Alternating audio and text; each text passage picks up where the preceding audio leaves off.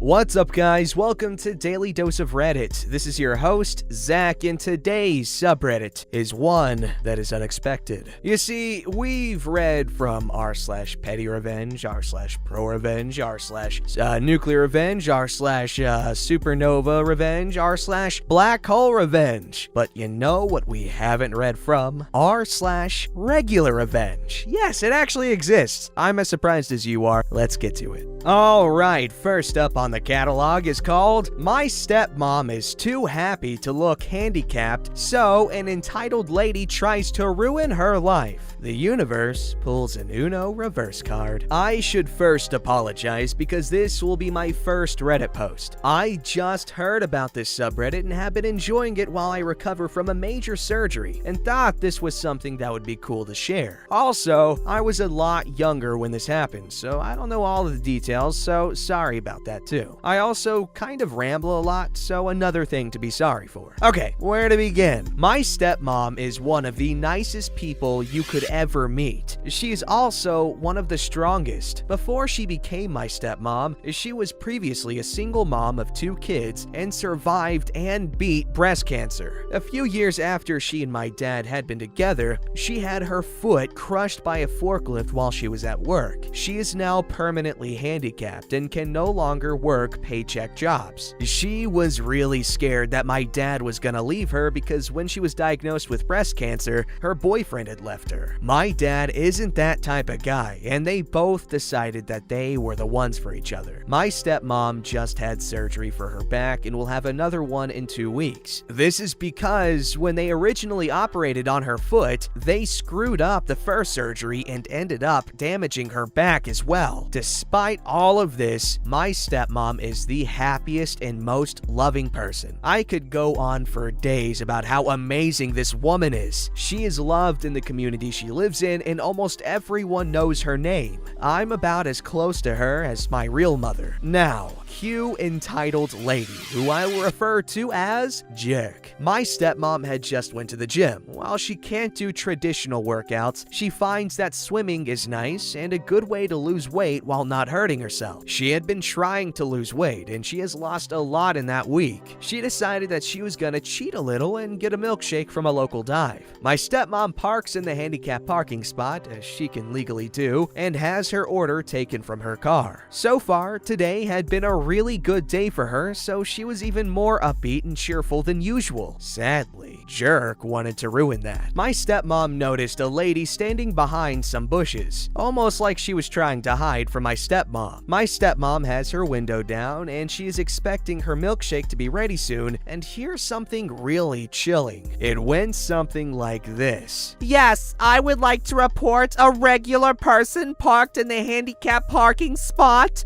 The license plate is XXXXXXX. My stepmom is shocked. She takes a picture of the woman, very important later, and then goes outside to confront her. The lady sees her approaching her, my stepmom using her cane to help her walk, and bolts it. Like, seriously, you just ran away from a lady with a cane. Well, my stepmom was like, whatever. She was registered as disabled, and the DMV shouldn't have any trouble with a false accusation. Sadly, she was wrong. As she got home, after enjoying her milkshake, she was called by multiple different agencies. I don't know all of the details about this, but I do know that my stepmom was at risk for losing her car, disability checks, which she really needs since she can't work, and that they are going to open up an investigation on her possible disability fraud. So, a normal person would be infuriated by this and would witch hunt the lady. My stepmom wasn't angry at all, as she just doesn't have it in her. She instead starts to get her evidence that she is disabled by calling her doctors and insurance to acquire physical proof. She was playing the defensive. I know I am not great at getting to the point, but trust me when I say it is worth it. When my dad gets home from his job, he works in a prison, and sees my stepmom in tears with stacks of papers with her medical history on it, he becomes concerned. My dad is a very rational and often hard to upset man. After hearing this story, however, he loses it. He was probably angry for about 5 minutes until he started asking my stepmom for more details. This is where the revenge starts, even if sort of unintentionally. Neither my dad nor stepmom knew anything about this lady, but my stepmom did have photos of her from earlier. My dad takes these photos and writes a huge post on Facebook describing what happened and my stepmom's past, and how she did not deserve to have to go through this as well. Now, I said earlier that my stepmom was very popular in the community. This is because she organized charity events, would babysit for free, make blankets for homeless people and people in need, and was always there for a friend. This popularity is what made this a revenge story. People banded together and told them who this lady was. Some even posted her address, which my dad deleted from the post because that is just wrong, and was calling her out. Both of my parents thought this was it and that they had gotten even in a way that took the moral high ground. But oh, this was just the beginning. 2 days later, while my dad is at work in his office, the sheriff from their community comes to see him. This was really weird since my dad works out of town and in the middle of nowhere. It's a prison. There isn't even an Applebee's out near there. It turns out that the sheriff was Jerk's husband. So, he is a sheriff. You would expect him to be very respectful and appropriate. Ha! Nope.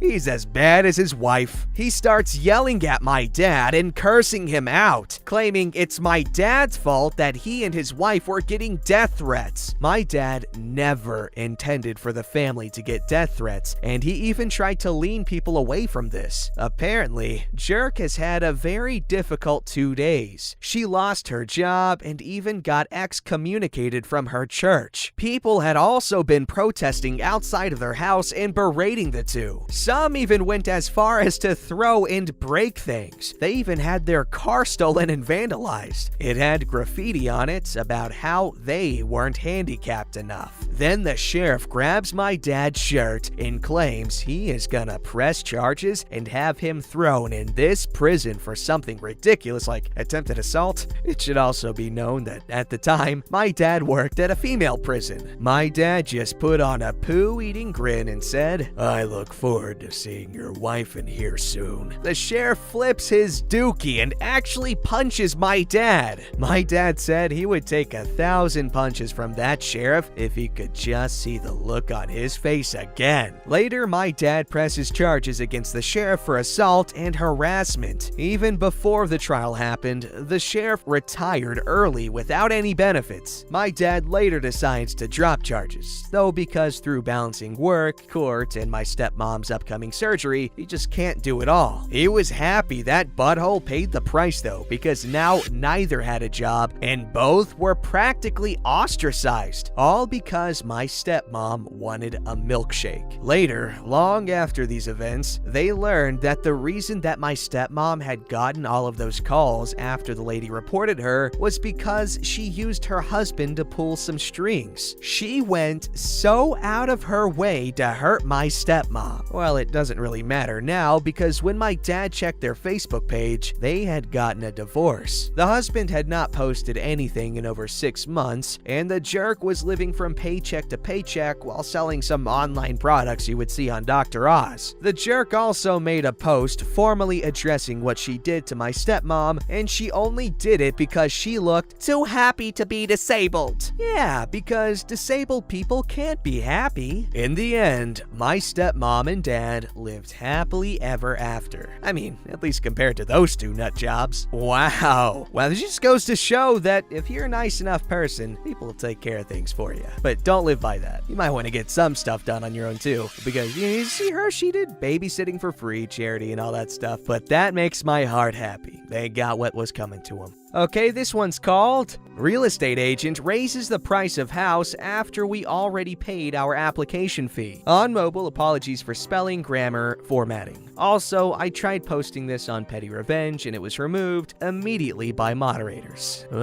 Anyway, my girlfriend and I were looking for a place to live in a new city where she had just accepted an internship that didn't pay but would hopefully open big opportunities in the future. I travel for work, so it's easy for me to live anywhere. We looked and looked, but there was nothing in our price range, so we increased a few $100s and finally found a house. It was a bit pricey for what it was, but we weren't finding any better places. The lease term was written as 1 or 2 years. We went ahead and submitted an application, which we were pretty confident about since we have good credit, and my job pays pretty well. We specified that we wanted the 1-year lease as her internship was only 1 year long. So a few days go by and we hear back from the agent. Our application was accepted, but the owner wants $150 more rent than advertised per month since we were only wanting to sign the 1-year lease. I mentioned that it seemed unfair that she had taken our $100 application fee before telling us about this price increase, but I kept it pretty civil since I didn't want to burn a bridge for the only viable option we had. She assured me, condescendingly, that this was perfectly legal and that the owner was entitled to it since he might have to go through the rental process again in a year. And since the rental market was so tight, they could do whatever they wanted. And she was right. We had no other options. So I told her I was sorry and that I would call her back after discussing it with my girlfriend. We were so frustrated. The place was so expensive for what it was, especially considering the condition that it was in. It really was tiny. The bedrooms were about 10 by 10, which made me feel a little claustrophobic, and the walls were very dirty from the former tenants who apparently had a couple of big dogs living inside. There was literally dirt and grease smeared around the walls on the entire interior at about the height of a large dog. The yard was overgrown and trashed, but the lease stated that the tenant would be responsible for all landscaping and even specified we had to keep the lawn in good condition. The lawn was about 2 feet high, completely dead weeds. All of this we convinced ourselves that we could deal with. Scrub the walls and paint, get a lawnmower off Craigslist, and pony up the water bill for resurrecting the lawn. Be minimalistic with our possessions. Hopefully the new paint would take care of the lingering dog smell. We had paid $50 each for the application fee and now felt as if we had been bait and switched, but had no other good options and our deadline was coming up fast. My girlfriend was crying and we both felt like homeless misfits that were terrible at life. I couldn't sleep in our hotel that night, but when I pulled up my bookmarked Craigslist housing searches, I saw something new. A place that looked nice and was about $500 cheaper than the house, actually inside our original price range. I cautioned myself that it was probably a scam, but sent an email anyways, and in the morning got a phone call from a nice old man. I set up an appointment and it was great, spacious, clean, and much cheaper. The landlord liked us and we signed a lease the same day. We felt so lucky and happy. We were still angry about the other house. The agent had taken our $100 and raised the price on us, probably because she knew how tight the rental market was in the area and that we may not have other options. It had just been 1 day since she informed us about the $150 monthly price increase. I typed an angry email about how we were bait and switched, etc., but knew that it probably wouldn't get us our $100 back and that they would probably barely even read it. I asked my girlfriend if I should send it. She then came up with a brilliant plan for revenge. Do nothing. First, I deleted the email without sending it, and we moved into our new place. A few days go by, and I got a text message from the agent of the other house asking if we were still interested. I replied that we were still very interested, and that we had gone on a trip but would be back in a week or so and would meet up to sign the lease then. She replied that since we were well qualified, that would be fine as long as we were sure we wanted the place. So we started settling into our new place and enjoying ourselves. About 10 days later, I receive a call from the agent who seemed to have forgotten about us until then, and she was frantic about getting the lease signed. I made up excuses. My girlfriend was very ill. We need a few more days. We are still 100% interested,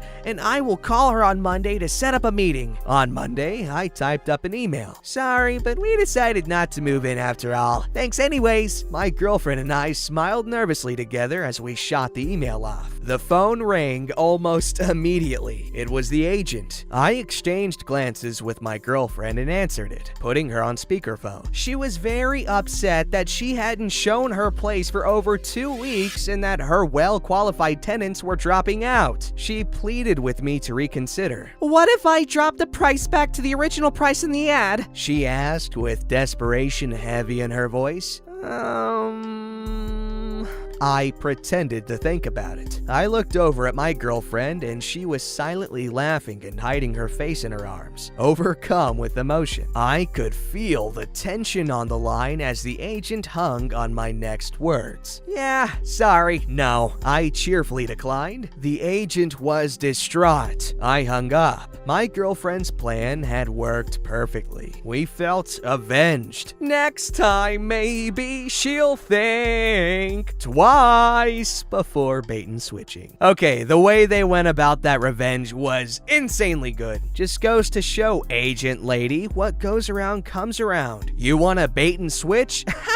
No, you're gonna get baited and switched. Alright, this story's called Dumb Landlord Refuses to Fix a Leak. It Destroys Other Suites. I wouldn't say our landlord is malicious, just dumb and lazy. I live in a condo tower where each unit is privately owned, and I rent from the owner of one suite. Recently, my bathtub faucet developed a small leak. I emailed my landlord about it, and he ignored it. A couple of days later, it had gotten bigger, so I emailed again. No reply. Third time. Now it's a constantly running stream of hot water. I texted and he said he isn't going to fix it. Alrighty, Buster, have it your way. So I let it fester, and it keeps getting worse and worse. 2 weeks in, I get an urgent call from the condo board that they need emergency access to my suite because a leak from my suite is coming into the floor below and damaging several areas. Of course, I say yes, and they dispatch a plumber for the leak and numerous contractors to repair the rooms below that have been damaged. Eventually, my landlord gets the bill, $8,000 from the condo board for the repairs, and finally emails me in a tantrum asking what this bill is for. So I reply, forwarding him the original emails and text saying he was not gonna fix it. I never heard back. Half malicious compliance, half regular revenge? I say yes. Or no, not half, full of each. You got 2 in 1, not half of 2. Anyway, thank you for sharing. That was a good story. Don't forget to like, subscribe, and hit that bell to never miss an episode.